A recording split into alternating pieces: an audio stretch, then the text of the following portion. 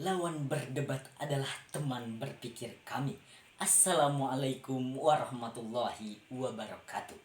Dewan juri, moderator, serta pengatur waktu yang saya hormati. Tidak lupa pula segenap audiens yang ikut menyaksikan perdebatan kita kali ini. Dan tentunya kolega dari tim oposisi yang saya segani. Dan tidak lupa pula kolega dari tim pemerintah yang teramat saya banggakan. Sebelumnya Dewan Juri yang terhormat, perkenalkan saya Wildan Miftahudin selaku pembicara pertama yang akan menyampaikan argumentasi pembuka pada mosi perdebatan kita kali ini. Dewan Juri yang terhormat, kita diberikan mosi bahwasanya pemberlakuan ganjil genap saat pandemi. Jika dilihat secara definitif, menurut Kamus Besar Bahasa Indonesia, pemberlakuan memiliki arti proses atau cara memberlakukan sesuatu.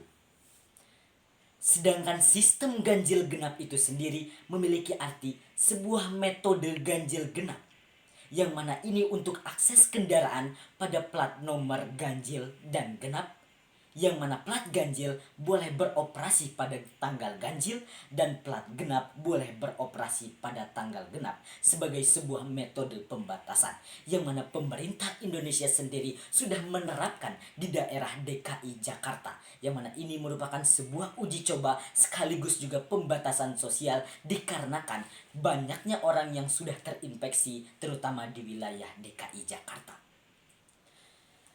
Dan kemudian pandemi memiliki arti wabah yang menjangkit secara serempak di mana-mana.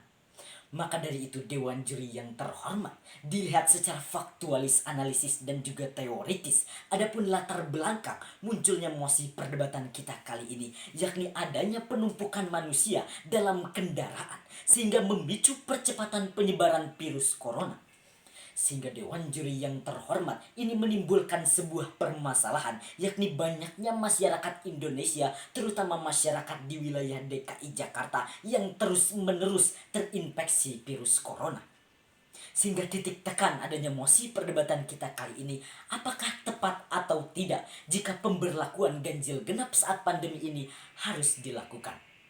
Sehingga Dewan Juri yang terhormat, sebelum kita memasuki pembahasan inti, yang harus kita ketahui terlebih dahulu adalah apa indikator penyelesaian pandemi itu sendiri. Maka menurut Kementerian Kesehatan ada 3 indikator penyelesaian pandemi. Yang mana yang pertama, terkendalinya kasus COVID-19. Yang kedua, terpenuhinya protokoler kesehatan. Dan yang ketiga, terjadinya pelonggaran jarak dan adanya pembatasan. Sehingga timbullah pertanyaan, apakah pemberlakuan ganjil genap ini sendiri bisa memenuhi ataupun bisa menyelesaikan permasalahan pandemi pada saat ini. Sehingga kami selaku tim pemerintah sangat menyetujui adanya mosi perdebatan kita kali ini. Dikarenakan mengapa? Dikarenakan kami memiliki 2 perspektif penting mengapa kami menyetujui adanya mosi perdebatan kita kali ini. Yang mana yang pertama, tujuan pemberlakuan ganjil genap, dan yang kedua, mekanisme pelaksanaan ganjil genap. Baiklah Dewan Juri yang terhormat, memasuki perspektif yang pertama, yakni tujuan pemberlakuan ganjil genap. Perlu diketahui Dewan Juri yang terhormat bahwasanya pada saat ini kita memasuki era new normal ataupun transisi PSBB, yang mana ini sudah termaktub di dalam peraturan gubernur nomor 51 tahun 2020 tentang PSBB transisi pasal 17 ayat 2A, yang mana berbunyi kendaraan bermotor pribadi berupa sepeda motor dan mobil beroperasi dengan prinsip ganjil genap pada kawasan pengendalian lalu lintas. Sehingga Dewan Juri yang terhormat, dengan adanya peraturan gubernur tersebut, ini sudah mendukung bahwasanya pemberlakuan ganjil genap ini sudahlah memenuhi protokoler kesehatan, yang mana tentunya berguna pada saat kondisi new normal itu sendiri. Yang mana pada saat new normal ini sendiri terbagi menjadi 2 sesi, yang mana ada orang yang bekerja dari rumah dan ada orang yang masuk ke kantor, yang mana ini terbagi menjadi 2 persentase, 50% orang bekerja di rumah dan 50% orang bekerja masuk ke kantor. Yang mana tentunya yang harus kita garis bawahi adalah bagaimana nasib orang yang masuk ke kantor tersebut di saat masa pandemi itu sendiri. Yang mana ini terbagi menjadi 2 shift pekerjaan pagi dan juga sore hari. Dan juga ini tentunya berhubungan dengan mekanisme dari ganjil genap itu sendiri yang akan saya jelaskan pada perspektif yang kedua.